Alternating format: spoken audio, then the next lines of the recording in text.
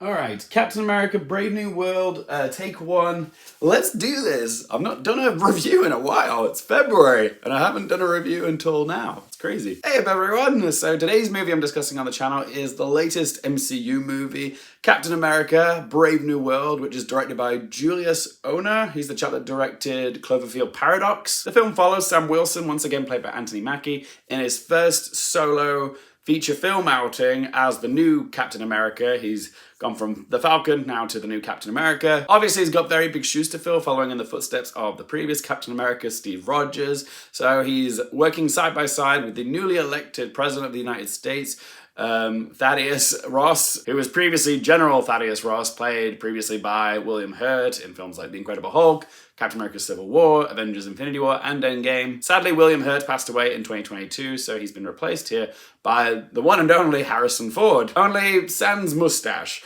It's written into the script why he doesn't have a mustache, but I think it's just because Harrison Ford didn't want to grow one. I saw this film last night with my friend Tony, and we came out of it completely whelmed. Yeah, like we were just like, yep, that was a Marvel movie. Neither of us were blown away by this film, nor were we massively disappointed by it either. We were just somewhat entertained. Nothing I'd ever feel the need to watch again, but a fun enough 2 hours at the cinema.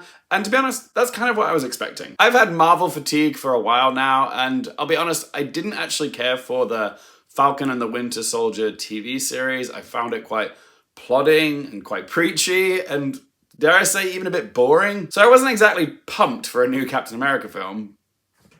Baby. Ah! Oh, no! Baby! Jesus Christ! Oh my god! Oh my god! Ah, did we get that on film? Oh, oh my god! Are you guys okay? Are you guys alright? Oh my god. My cat. Oh my god, my cat. My cat just kicked the box where my iPad stand is on, knocked some tea over, and also, yeah, the camera fell straight onto the bed. I'm so glad I landed on the bed and not the floor, because, yeah, I'd probably end up with a smashed iPad right now. Oh, but that was exciting. Far more exciting than anything that happens in Captain America Brave New World. Are you alright, darling? Did you get any tea on you? This is why I should not have cats in here while I'm filming, because it's just chaos. Oh, you okay? Are you okay? Alright, stand by while I fix all this. Okie dokie, we are back. All good? Sorry for the cat chaos. You calm down now. Anyway, let's continue. Oh yeah, I think I was saying that I wasn't exactly pumped for a new Captain America movie, but I was still going to go watch it because I do like Anthony Mackie in the role, and I'm always happy to be surprised by an MCU movie. It doesn't happen all the time, but occasionally it does, like with Shang-Chi. And I'll say this, it was alright. Like, I do think it was a significant improvement on the TV series, even if it's still laying on the whole virtue signaling message a little bit thick. There were things that I liked about this film, like Anthony Mackie is great in this. It's nice to see him finally take center stage in one of these MCU movies. He's really good, really charismatic, charming, funny, intimidating. Like, he's just an all well-rounded, likable screen presence. Could you not? First my camera, then the lighting. Do you have to? Could you just not with the zoomies right now? I'm trying to work. You're such a little shit, but I love you. Also, Anthony Mackie's very good at injecting some emotion into these movies. Like, it's not all just action. I did appreciate the emotional beats in this film. The film does have a lot of heart, thanks to him. And surprisingly, Harrison Ford, who plays President Ross. When I learned that Harrison Ford was going to be joining the MCU, I thought, he's probably going to phone it in, isn't he? But no, I was wrong. Ford is genuinely giving as President Ross. There was quite a lot of material for Ford to work with in this film. You could kind of argue that he's a co-lead in this. But yeah, his character is quite well fleshed out. He has his own arc, and he's wrestling with the inner turmoil of his past actions. He's actively trying to be a better man, and we see that struggle manifest physically later in the film. But yeah, the reason I end up enjoying this film more than I did is because I was actually invested in the character development of not only Sam, but also President Ross. And both Ford and Mackie delivered here, so props to them. Cap also has a new sidekick in this film. Joaquin Torres is played by Danny Ramirez, who is essentially Falcon in training. I quite enjoyed his character. I heard some people saying as we were leaving the cinema that they found him quite annoying, but he's kind of written that way. He's just that sort of young, plucky, ambitious chap who just, doesn't know when to shut up. And we were all like this once, but his heart's in the right place and he does have a nice dynamic with Cap. So yeah, I enjoyed him. When it comes to criticizing this film, I'm not going to say that it's bad or unwatchable.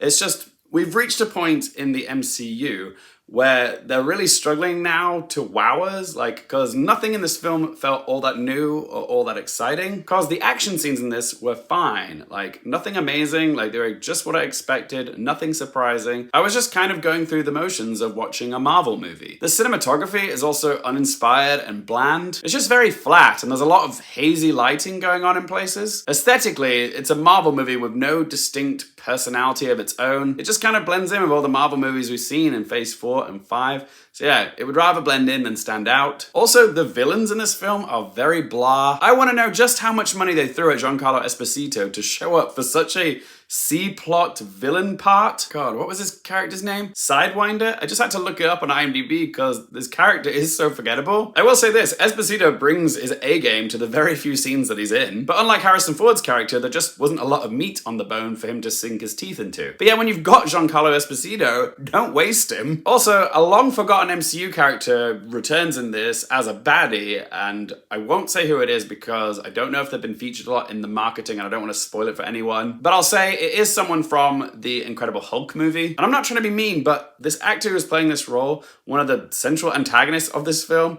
was just kind of sleepwalking through this role. They showed up to set, said their lines, and that's it. I didn't really care about seeing this character again, but the actor themselves playing this character didn't seem all that fussed or excited to be there. Okay, this is the phoned-in performance of the movie, not Harrison Ford. So yeah, in short, the antagonists of this film were underutilized, unimpressive, and just kind of generic. Okie dokie, shall we ask them 3 questions? Firstly, would I watch it again?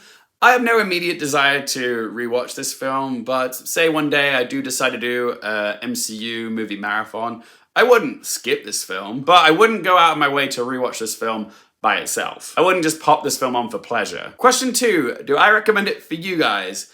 I lukewarmly recommend it, because like I said, it's not an unwatchable film. At the end of the day, and after this many movies in the MCU, it is just a run-of-the-mill Marvel movie. And Marvel's gonna Marvel, so if you like Marvel movies, go watch it. If you're kind of over Marvel, then you're not missing anything all that game-changing or special. You've seen bits and pieces of this film in other Marvel movies, and done better. It's just more of the same. So yeah, I softly recommend it. And question number 3, what score would I give it out of 10?